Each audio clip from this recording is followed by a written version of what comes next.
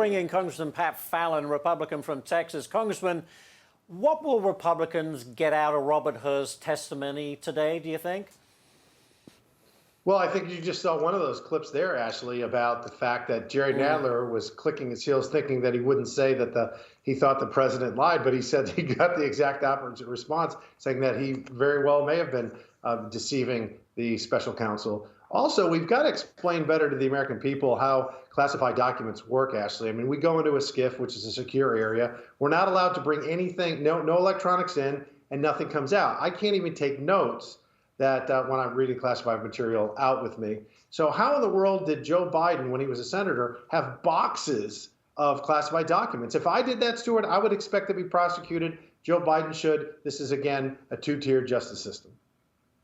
Well, it is, and you can't help but think double standard here with what Donald Trump has gone through with his documents case. I mean, it seems very clear to me that there are two levels, as you put it, to justice. Here, look at the differences. Ashley, President Trump had the authority to declassify nearly everything that he read that was classified. The only things that a president can't declassify are his nuclear secrets and anything related to secret agents overseas.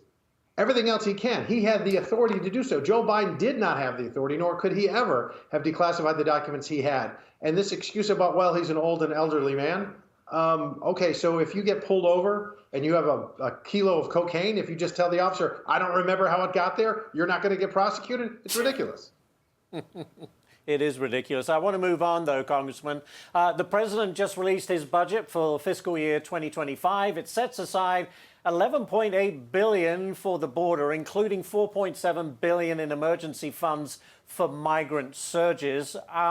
Look, I mean, too little, too late. It's a $7.3 trillion total budget. Ashley, think about it like this. This is the best analogy I can think of.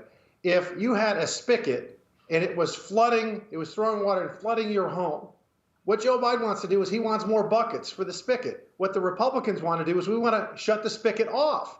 I mean, if he reinstitutes wait in Mexico, the migrant flow will be reduced immediately by 70%. All the experts agree on that. So why not do that? It's a lot cheaper for the American taxpayer to never have the illegal migrant enter the country in the first place.